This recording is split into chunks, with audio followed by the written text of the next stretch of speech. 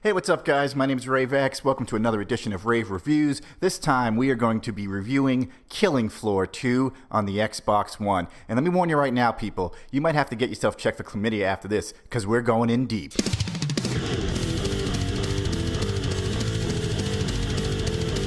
Killing Floor 2 is a game by Tripwire. It's a sequel to the original game Killing Floor, which originally was on PC a while back. I never saw it, never heard about this game, but this game is kick-ass, man. I had a lot of fun with it. It's on the Xbox One, the PS4. It's a first-person shooter, kind of like Left 4 Dead, but way better than Left 4 Dead.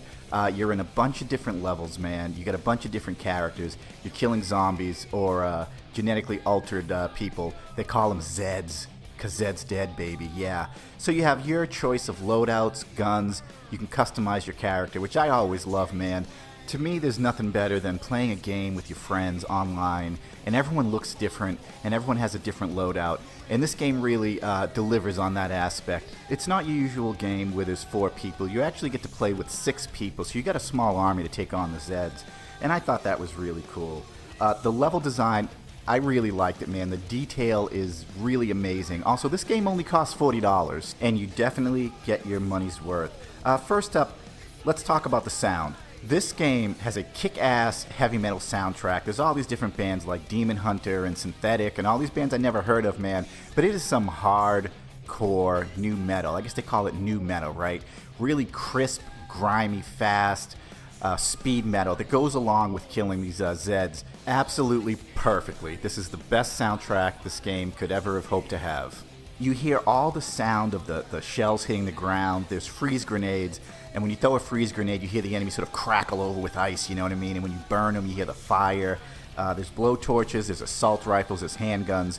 There's all these different classes, and it really depends on how you want to play the game. So you can use a class called Gunslinger, which has dual wield. I always love dual wield in games. And you can have like 2 Desert Eagle 40 Magnum or whatever they call them.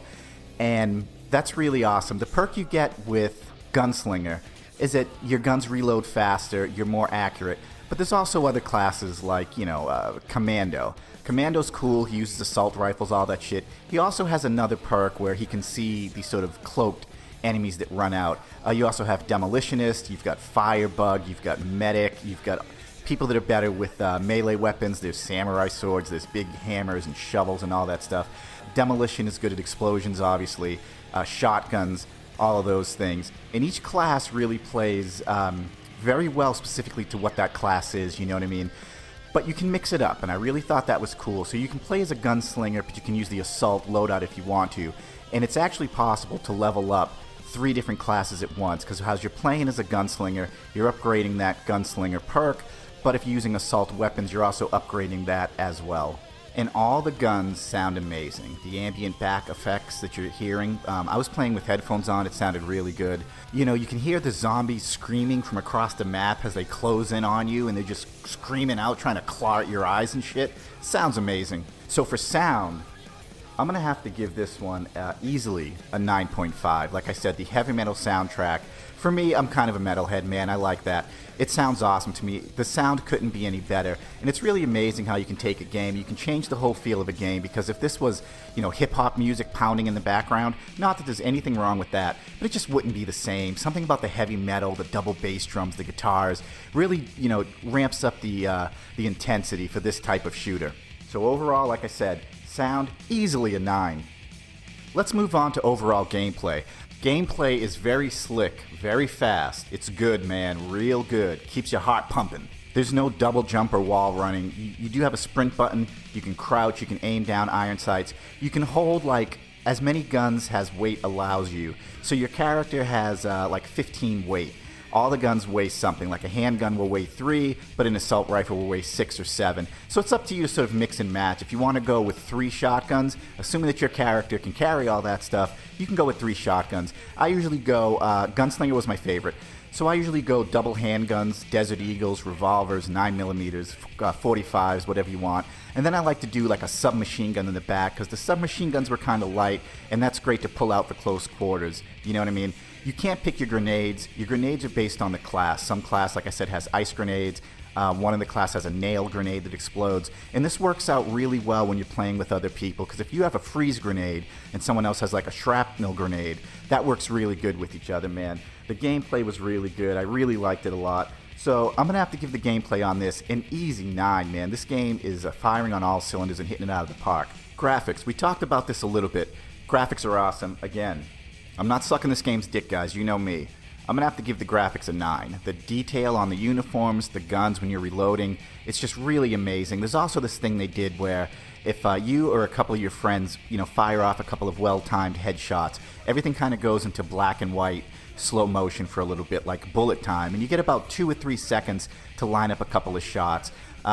It's not exactly black and white. It's kind of like Sin City. The reds are still popping, the yellows are still popping, but everything else slows down, and you can see all the blood and gore. It's a very gory game, and that gives you a chance to reload, switch guns. I always jump in the air when they go into the bullet time, because I usually get surrounded by the Zeds, and that gives you a little bit of leeway to sort of back up, regroup, and do what you got to do. Now, the way it works, it's essentially horde mode, right? There is no single-player campaign, which I don't care about because I never fucking play single-player campaigns on any of these games. But the way it works, you start off, there's a bunch of different maps. I think they have like 12 maps, and they look beautiful. So you're in the round, bunch of Zeds coming out. Eventually a boss comes out, and you got to beat that boss. But after every round, you get a few seconds, like maybe you get a minute, to run and find this little area where you can switch up your loadout again. Now, every time you kill a Zed, you get some points. If it's a small Zed, you might get 3. If it's one of the big giant ones, you might get 10 or whatever. If you kill a bunch of them with a grenade, you might get 50, credits at one time. So what happens is, the match ends, you get to this little port area, and you switch out all your guns, man. But you don't get a lot of time, which at first I hated. Then I thought, this is actually pretty cool, because you have to make quick decisions, you know what I mean? And that's how that works. You spend all your money, ammo, they give you like a 10-second countdown, and then you start up all over again.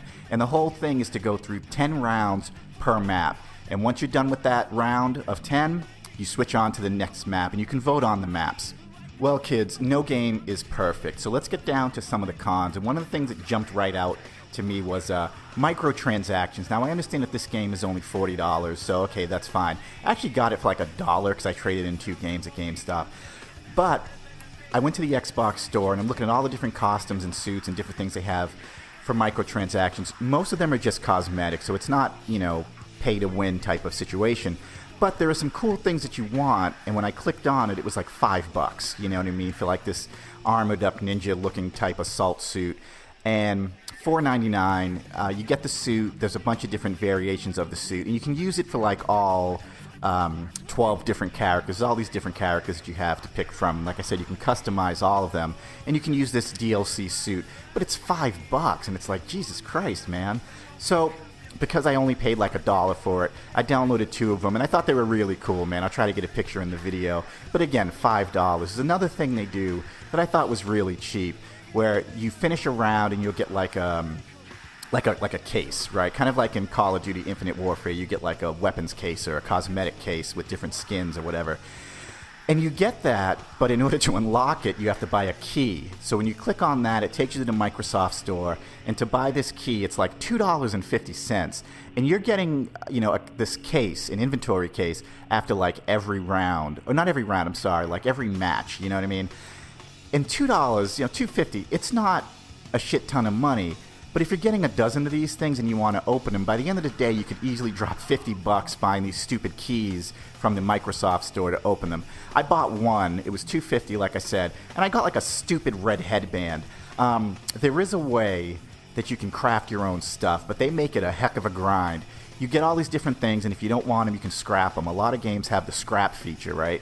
You have to scrap at least 10 of these things before you can make something. You don't really have any control over what you make. It's just you take 10 of these pieces, you scrap them, you go into the store thing that's inside the game, and you make something. And you might get a pair of like blue gloves, and then you scrap that. So the point is, they release it for $40. They hope you're going to drop a shit ton of money on it. And I'm not quite sure how I feel about that. I know that I don't like it, but at the same time, would I rather a $60 game with everything in there? Probably, because then you can just trade in games and get it for less anyway. So there are microtransactions, and again, really didn't like that. Also, I was playing a couple of times and the game crashed, but it might just be because it just recently launched. And that happens, there's always an update that fixes the servers, but nothing sucks more than when you're playing a game and you're getting balls deep into it, and then all of a sudden the game just crashes. That really, really pisses me off. But overall, man, looking at the whole package here, I'm going to give this game a solid 9.5.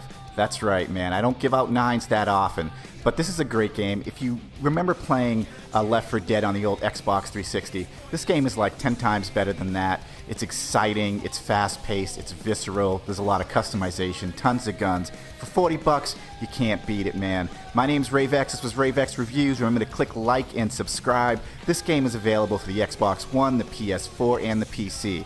So there you have it, man. Killing Floor 2, definitely don't miss this one. My name's RaveX, and I'm out of here.